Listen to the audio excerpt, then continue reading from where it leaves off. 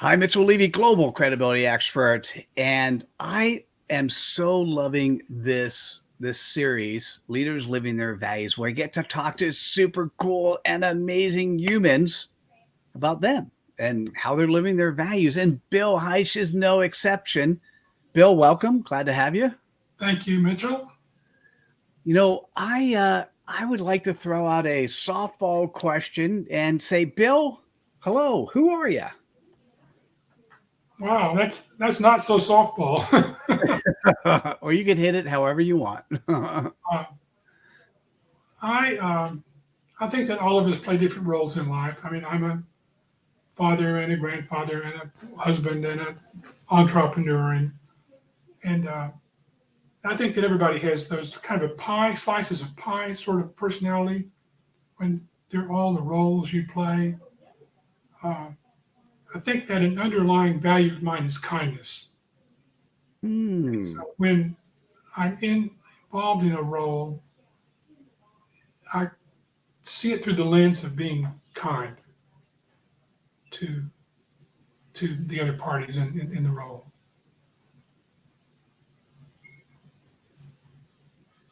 Love that. How about the rest of you? Family, work, life. What are you doing these days? And one of my grandsons got stopped by the police, and in 15 minutes was downtown in jail, and and he was charged with a felony. And what I discovered was that if you get charged with a felony, especially convicted, that goes on your record, and opportunities downstream are just closing right and left because people look at that stuff. And we were able to hire a good law firm and it all got resolved. But I thought, suppose he'd been a Hispanic or a minority or hadn't had the money to write a big check to get the law firm. So I've written a video about that event. And the video teaches young people how, I hate to use the word behave, but how to behave around a police officer, especially at a traffic stop. And so that's my current project. So I'm glad things worked out.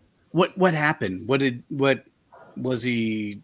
Did he do something silly or? Now what What did, happened is he ran, and when the police caught him, he physically pushed them away. Well, that's two felonies.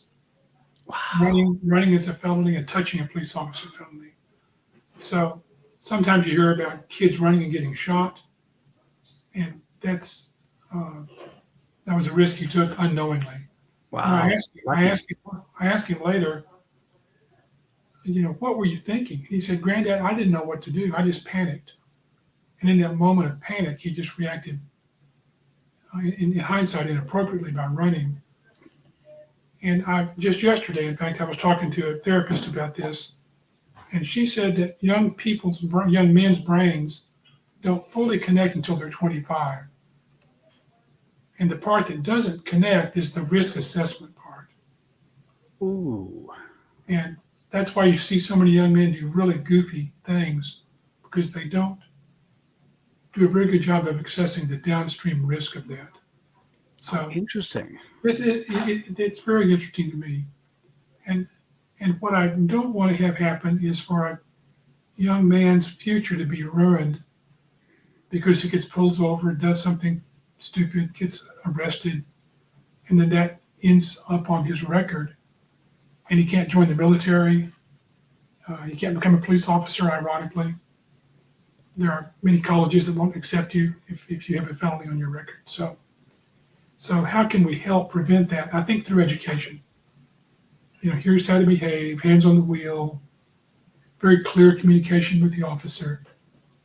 Uh, the officer is at risk to some degree. And Mitchell, I had a dear first cousin, married, 3 little children that was killed at a traffic stop. He's a police officer. Wow. So we have lived the traffic stops being dangerous for police world, and now we've lived the traffic stops being dangerous for the civilian world. And I think it's all a matter of good education on both sides. to make sure that there's this dignity involved, mutual trust and respect. And So this is interesting. Something happened to your life that affected you, so family member affected you so strongly that you decided to do something about it. no, that's exactly right. And what I did about it is I wrote a book about it. And it won't surprise you to know that kids don't want to read a 40-page book about how to get along with police. Surprise. What a shock. Adults don't even want to read a book on how to progress their careers. So yeah, I got you. So I transferred the book into a script and then hired a video team. We put together a 15-minute animated video. So it's more kid-friendly than what we're doing. And I'm talking to police departments now about them acquiring the video as a tool they could use in their community outreach programs. Nice. And I'm just been invited to write an article for a magazine that goes out to 33,000 police chiefs worldwide. So I'm not sure that they'll accept my article, but I have been invited because when they heard about what I was doing, they thought that was an opportunity. So we'll see. The point, I will never know what happens. And sometime, somewhere, if some young person sees the video, gets pulled over, and then just plays along, hands on the wheel, clear communications, and doesn't get shot or doesn't have his life ruined, then my work here is done. I'll never know that happened, and I don't care. I don't need to know. But just the opportunity to try to mitigate that risk. I love that. And I know I have a link to it. If you can, throw it in my private chat and I'll put it in the places where we're sharing on social media. I know I have a link of that ahead of time. How many grandkids you have?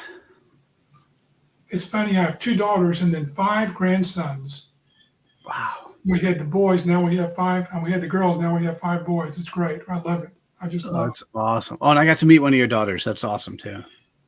She's a senior executive with a global company. She's really successful, and my other daughter is too. So I'm very proud of my girls. Nice. And so is this I still like the fact that your grandson did something that was silly, we'll just say. Yeah. He didn't know better. Right. And it bothered you enough that you wanted to do something about it. Well, that's I appreciate you saying that. It's I couldn't not do something about it. It's not that you get to right a wrong or to add value, and I couldn't not get involved. So, Bill, I know, I hear you. I hear you. I understand you. I would be the same way. And that's many people, a wrong will happen and they don't take the next step. What? So I know you said you had to do something about it. What was that first step? What happened first? Yeah, I think to back up just a brief minute, I'm extremely entrepreneurial, and I have ideas for companies all the time. I mean, I could probably think of one with you in 5 minutes. So I'm trained as an entrepreneur to take action.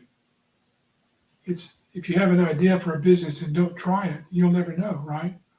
So I'm very risk friendly, and so I think that's background gave me the courage is the wrong word. Gave me the impetus to write a book about it, because I don't want to. This is a dangerous conversation in a way. I don't want to.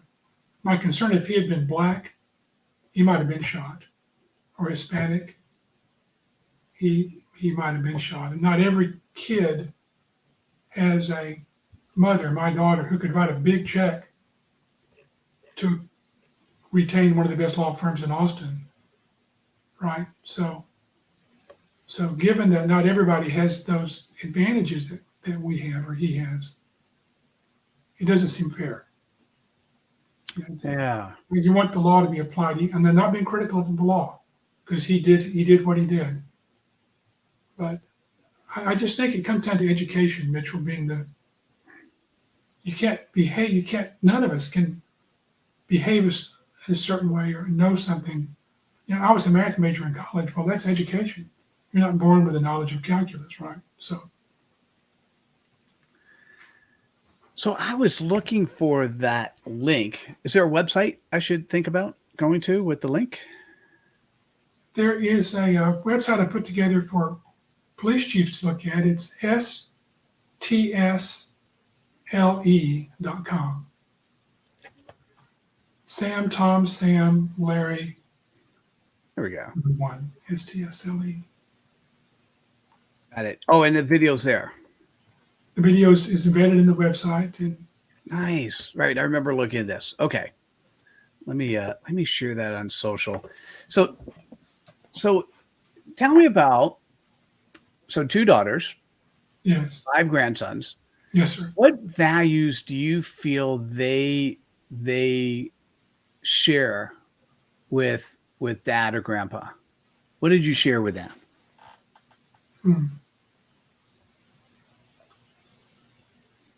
I don't know.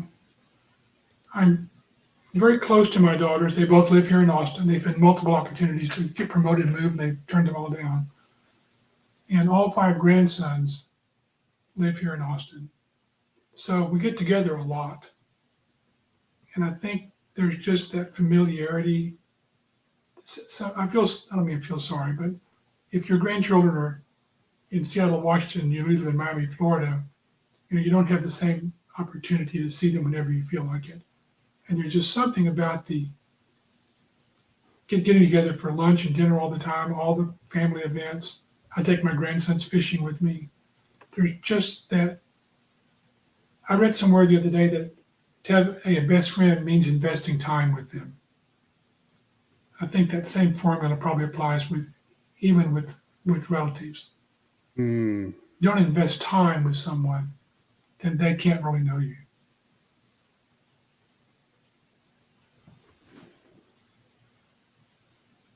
I don't disagree. So I know you don't want to take credit. How about, what are the cool values that you see they exhibit that you're proud of? What have they done that you go wow, this is so cool?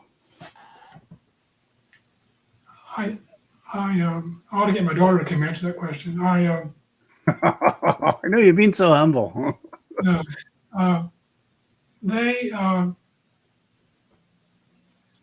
they saw me start businesses, succeed and fail.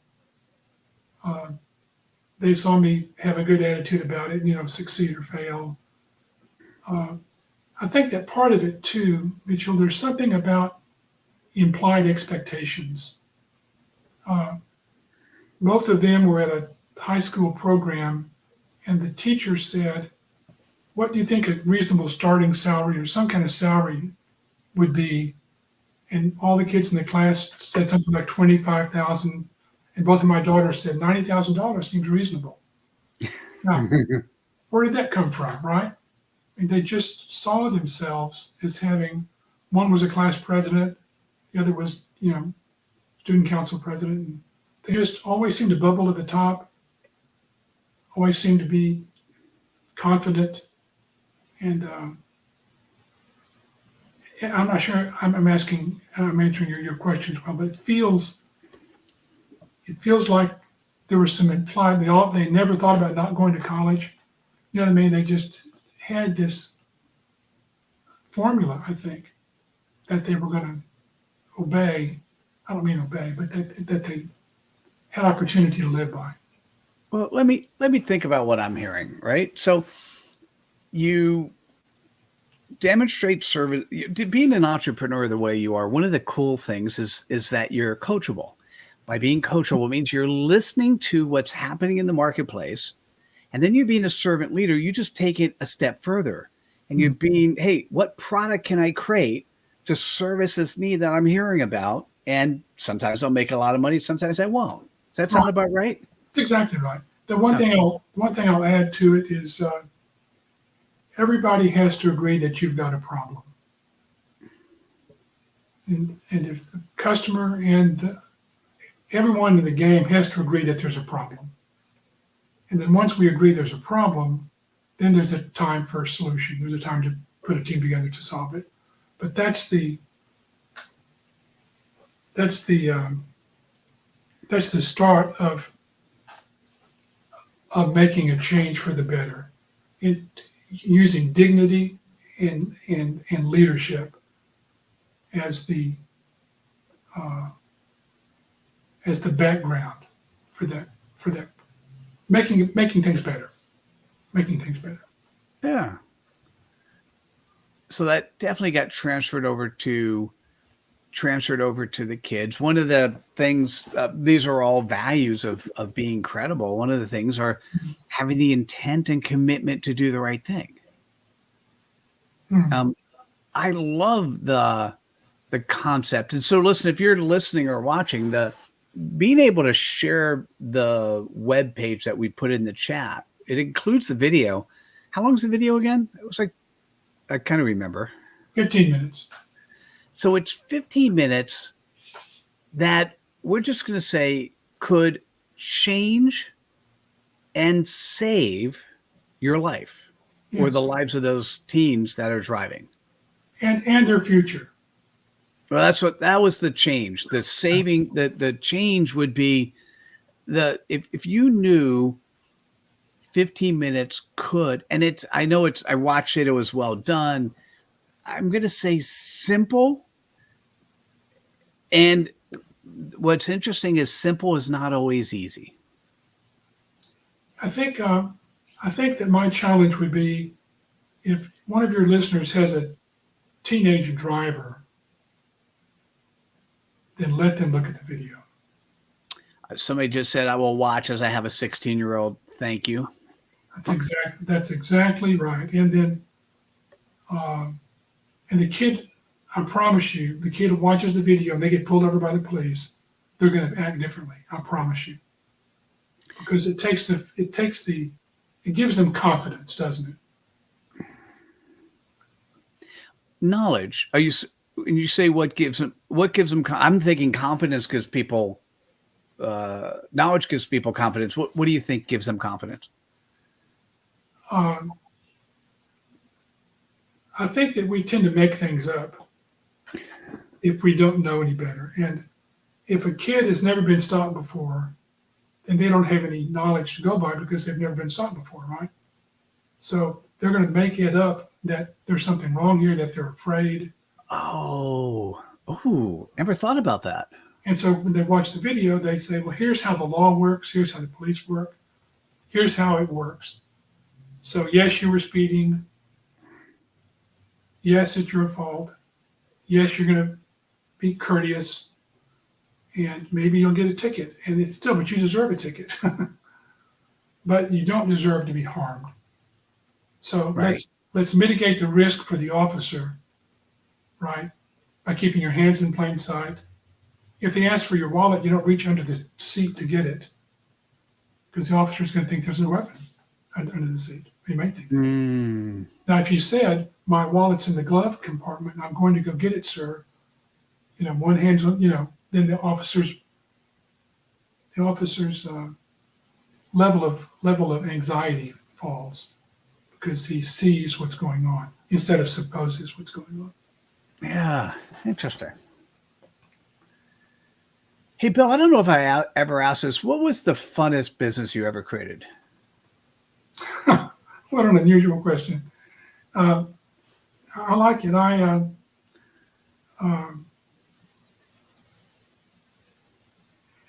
think that they're all fun. I have got a really good sense of humor, and I'm an entrepreneur. And so when I had a computer company that sold computers to doctors, and every time we placed an order, we had a margarita party, and because I wanted everyone to be involved in the sale, not just the Oh, I could see that coming together with this.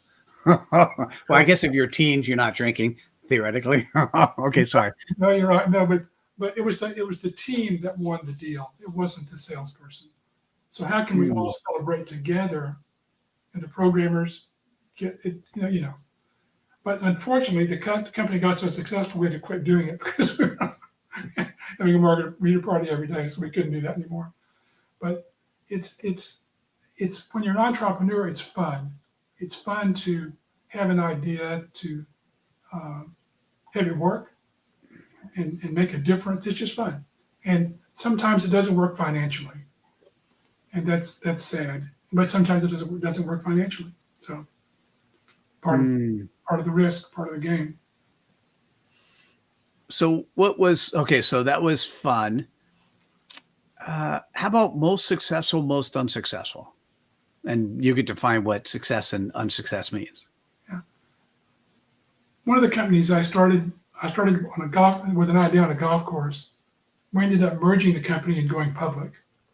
So to go from an idea on a golf course to an IPO is a big deal. Raising a few $1 million of venture money, hiring a team, merging with a bigger company, going public. So from a business perspective, that was just that was fun, and I enjoyed it. From a from a from a failure perspective, either fortunately or unfortunately, I always fund my own companies. And so, because if I can't put money in it, then why my money in it? Why should an investor put their money in it? So I have a couple times lost all my money, and it's very heartbreaking to see a bank balance of zero after it's been your idea, uh, and we move on, right? We move forward. Mm, yeah. How long do you feel bad before you? And that's like obviously for a long time. But how long do you before you feel bad before you pick yourself up and go, I'm ready. Here's the next one. Yeah, that's a good question.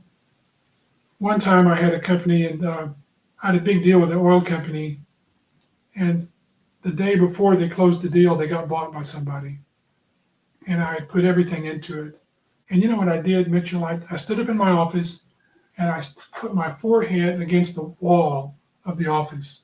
You know what I mean? I stood up by it, just Yeah. put my forehead against the wall, thinking, "Oh man, oh man."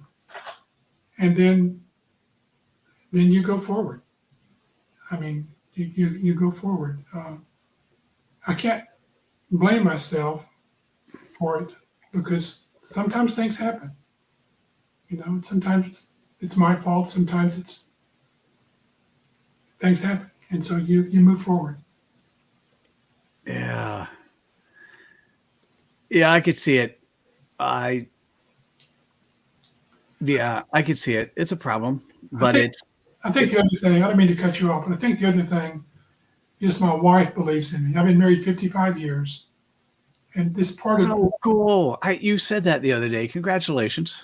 and part of the dance of being married 55 years to an entrepreneur is she's learned the roller coaster ride of life.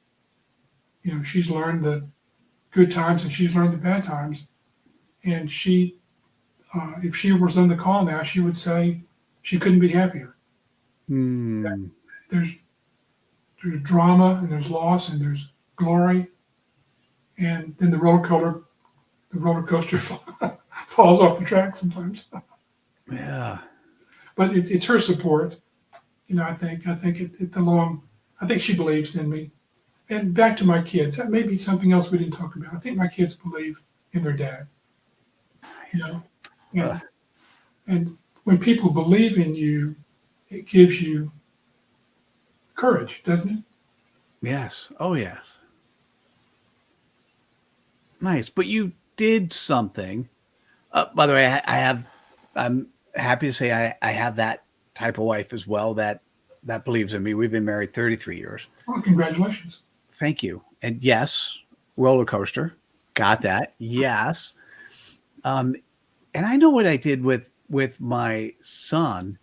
I don't have any grandkids, and it's interesting it's interesting to think about what do you think you did that your kids believe in you, which is, by the way, that warms my heart so much. I want to just say that I'm humble, and I don't want to take too much credit. I think that I was lucky enough to have really good parents. Mm. I think you know this, but my parents never spanked me, and I don't recall my parents ever raising their voice to me ever. Wow. And I grew up with this sense that I was okay, and I think that's, and so I don't recall her having spanked my children either. I certainly wouldn't harm an animal. So there's something about having that foundational bedrock of parents that give you so much openness. My mother, when I was a little kid, I remember she bought me an easel and set it up in the house and said, "You know what? You're an artist. Here's an easel. Here's some paint. Paint something." And so she defined me as an artist. And whatever I painted, she said, "That's beautiful. Well, now I'm an artist. I'm a pretty good artist." But I was not coached. I was allowed to be something without the critical nature of some kind of parents. So I'm just lucky. Ooh. Just lucky. I think that is really nice. That's a really nice. You were curious and encouraged to continue to follow that curiosity and be successful at it and be who you want to be. My first company I started, I was 4 years old, and I found out that my parents really liked getting mail. So when the mail would come, I would steal it, and I would go down the street and I would sell my parents' mail to neighbors for a nickel apiece. And then behind my back, the neighbors would bring the mail back to me. But so maybe my first job was a felony, stealing That's the pretty mail. funny. But it was, have always had this salesman like joy, or I just thought about, haven't thought about that in years, Mitchell. It's funny. That's funny. A I nickel, love that. a nickel apiece. If my parents bought me a comic book, I would read it and then go sell it to my friends for a quarter. So Bill, is there any question? This was a fun conversation. Was there any question I should have asked you that I didn't?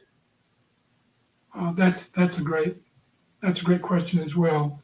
I think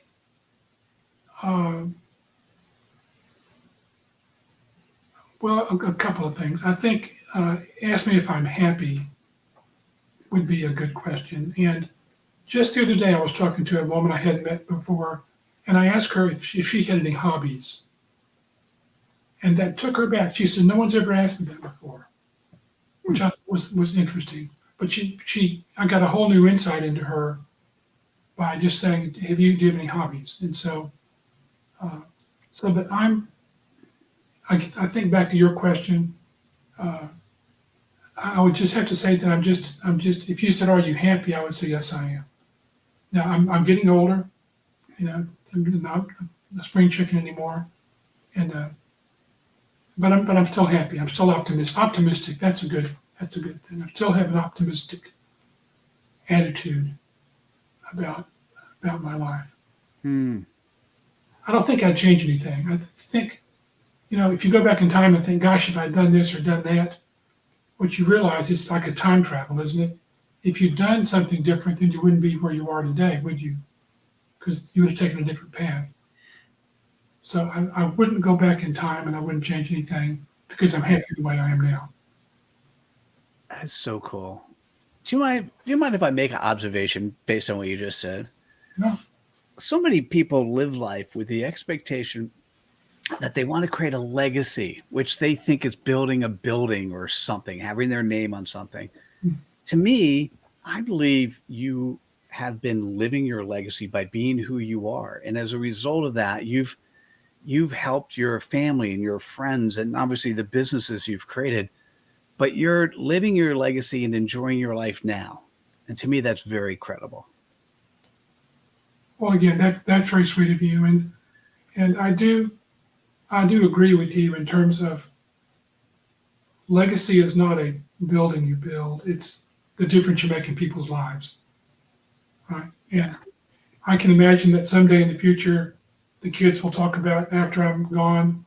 You remember that time we went fishing with Granddad, or do you remember? That they'll have some memory of me, and that's what I want. That's what I Nice. want. Nice. Well, let's continue to push the legacy for your grandson. And can you share the website again, which has the 15-minute video? And there people have already responded, said they're going to share it. And let's do another push on social media and let's get more people to watch. Oh, that'd be great. That'd be great. And what's that website again, Bill? It's STSLE.com.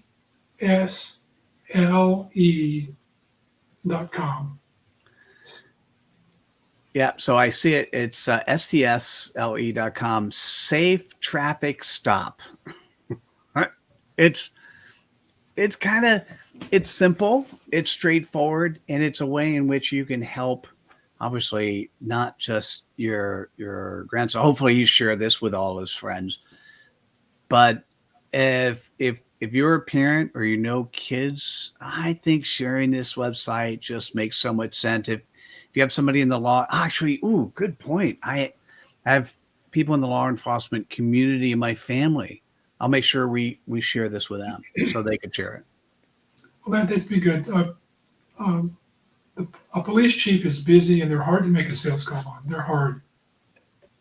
So, um, and they get hit on a lot by stuff. So that's certainly an entree I'd appreciate. All right. Hey, Bill, thanks so much for sharing your time with me today. I enjoy every time I get an opportunity to spend time with you. Well, I appreciate that too, and I really honor what you do. It's to me, it's a real blessing that you let other people shine, and that you give them a platform to shine on top of. So I really appreciate you, and I appreciate the work you do very much. Oh, thank you. Thanks. Hey, and so now it's your time. If you've absolutely made it to the end, it's time to spread some cred dust. Share this episode, comment on it. Make sure you say thank you to Bill. Find him on social media and say thank you. And let's grab this website and share it between and among teams that really should watch it. Bill, thanks so much. Take care, everyone.